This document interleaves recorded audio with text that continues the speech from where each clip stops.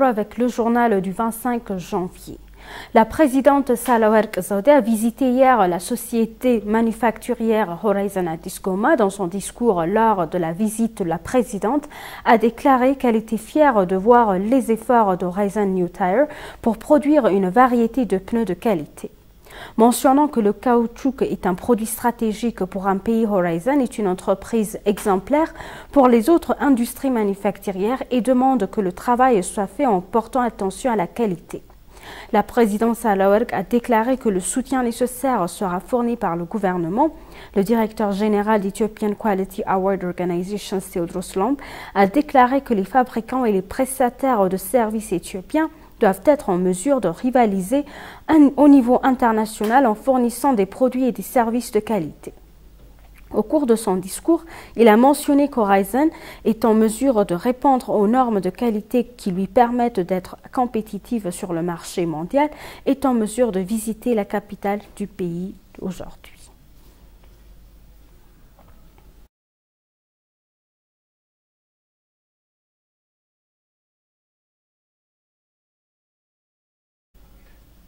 Le Premier ministre a rencontré hier les conférenciers universitaires issus de toutes les universités du pays pour une discussion sur le rôle des intellectuels dans le développement national.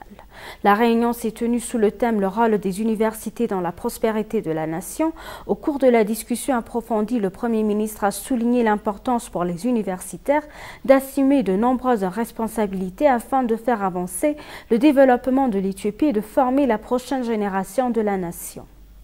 Le Premier ministre a également exhorté les universitaires à expliquer l'intellectualisme dans la production de solutions substantielles aux défis nationaux. La session a abordé diverses questions liées à la vie universitaire ainsi qu'aux questions de développement national, de paix et de sécurité.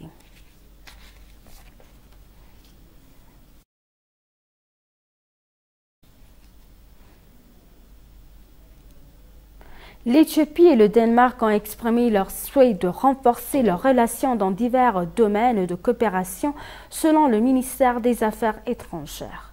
Le vice-premier ministre et ministre des Affaires étrangères Damak Amakunen et le ministre danois de la coopération au développement et de la politique climatique mondiale Dan Jorgensen se sont entretenus hier à Addis Abeba. Lors de la discussion, le vice-premier ministre a déclaré que le Danemark était le principal partenaire de développement de l'Éthiopie, exprimant outre le désir de l'Éthiopie de renforcer les relations avec les pays dans divers domaines de coopération. Damak a également remercié le gouvernement danois d'avoir adopté une position raisonnable alors que l'Éthiopie était confrontée à une situation difficile en raison du conflit dans le nord. Le ministre danois de la coopération au développement et de la politique climatique mondiale, Dan Jorgensen, a pour sa part expliqué les années de coopération au développement entre l'Éthiopie et le Danemark et a déclaré que son pays souhaitait élever les relations. Jorgensen a exprimé l'espoir que l'accord de paix de Pretoria contribuerait à l'établissement d'une paix durable dans le pays.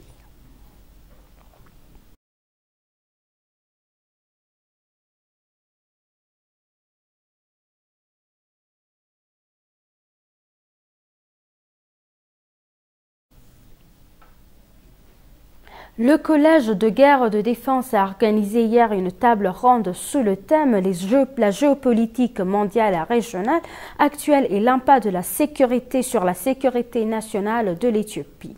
À l'occasion, le commandant du Collège de guerre de défense, le général brigade Bulti Haddasa, a déclaré que l'Éthiopie avait construit une armée dotée d'un leadership compétent et de capacités pour sauvegarder la souveraineté de l'Éthiopie à travers le processus de réforme de la défense. Metasabia Weldaregay à plus.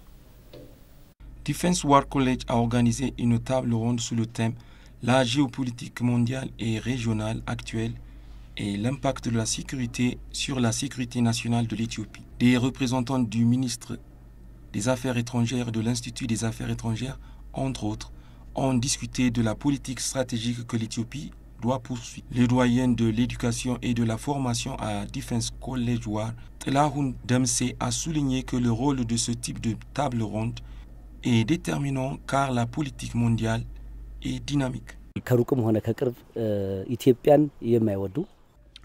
C'est maintenant le moment où les ennemis de l'Éthiopie, de loin et de près, s'opposent aux intérêts de l'Éthiopie et ont un impact négatif sur notre pays. En conséquence, les universitaires, les chercheurs et les diplomates doivent évaluer les menaces à la sécurité et mettre à jour les administrateurs grâce à leur connaissance.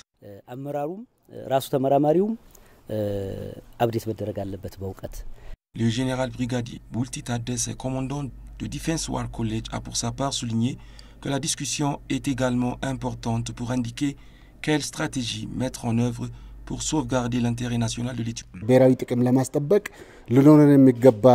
Nous avons discuté des stratégies de sécurité qui protègent notre pays, comme la lutte contre le terrorisme et la préservation de l'intérêt national de l'Éthiopie. L'Éthiopie a entrepris des réformes importantes sur les questions militaires, diplomatiques et de sécurité. Ainsi, une prise de conscience profonde a été créée sur ces questions par les panélistes. Il a également indiqué que des activités massives ont été menées pour créer des forces de sécurité efficaces et pour protéger l'intérêt national de l'Éthiopie. Nous avons travaillé dur pour former des soldats professionnels qui sont compétents en matière de capacité, de connaissances et de réflexion militaire. Nous avons aussi créé un soldat libre de toute idéologie politique mais qui se bat pour son pays.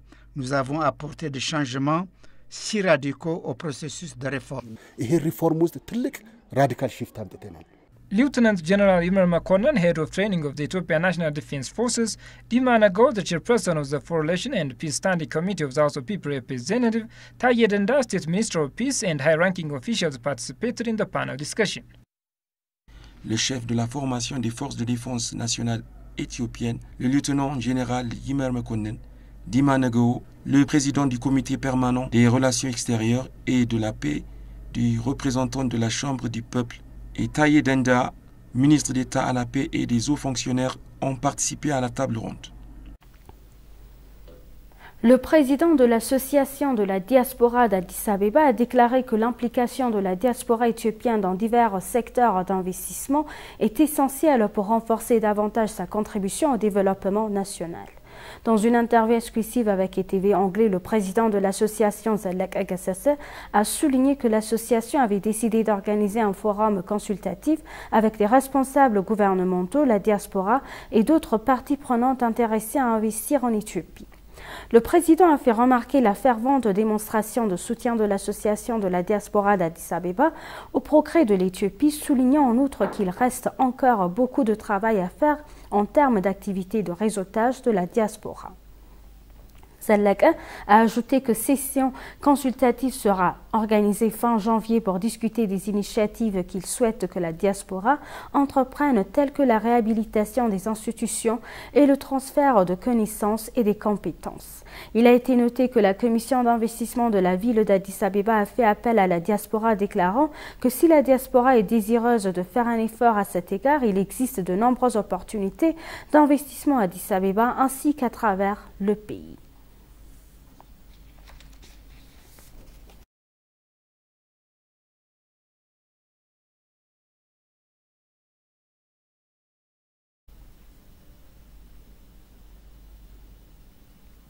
La Chambre de commerce éthio-américaine a affirmé son engagement à encourager les membres de la Chambre et la diaspora aux États-Unis à investir en Éthiopie, selon la déclaration de la Commission éthiopienne des investissements plus tôt dans la journée. La délégation de la Chambre de commerce éthio-américaine, dirigée par Elias Waldo, président de la Chambre, et les membres du conseil d'administration ont visité la Commission éthiopienne des investissements. Au cours de la discussion, la commissaire de EIC, Lelise Neme, et le sous-commissaire Tamaskan Talahoun ont informé la délégation des opportunités et des modalités d'investissement pour la diaspora éthiopienne, des initiatives et des stratégies de réforme du climat d'investissement national et spécifique à EIC. Entre-temps, la délégation a exprimé son engagement à encourager les membres de la Chambre et la diaspora éthiopienne aux États-Unis à investir en Éthiopie. La Chambre et EIC ont convenu d'améliorer les stratégies de partenariat à long terme dans les activités de promotion des investissements, de suivi et de renforcement des capacités. Il a été indiqué que la Chambre de commerce éthio-américaine compte plus de 400 diasporas et entreprises éthiopiennes parmi ses membres.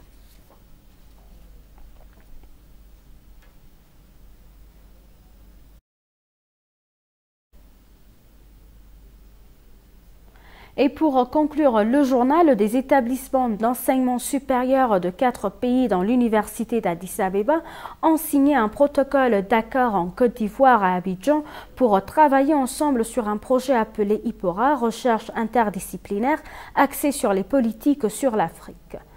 Concernant ce projet, une réunion quadrilatérale s'est tenue à Abidjan, le capitale de la Côte d'Ivoire. Au cours de la discussion, le président de l'université d'Addis Abeba, le professeur Tassou Eldarana, le président de l'université Bordeaux de France, le président de l'université Côte d'Uru Félix et le président de l'université Rabat du Maroc ont prononcé des discours et des explications. Le projet IPORA est soutenu par l'Université de Bordeaux en France et un forum de recherche internationale et universitaire axé sur les politiques.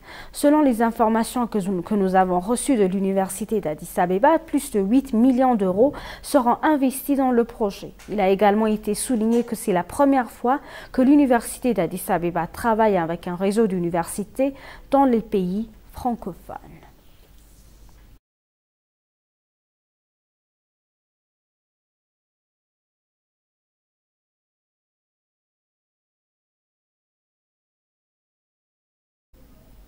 Chers téléspectateurs, nous vous rappelons les titres principaux.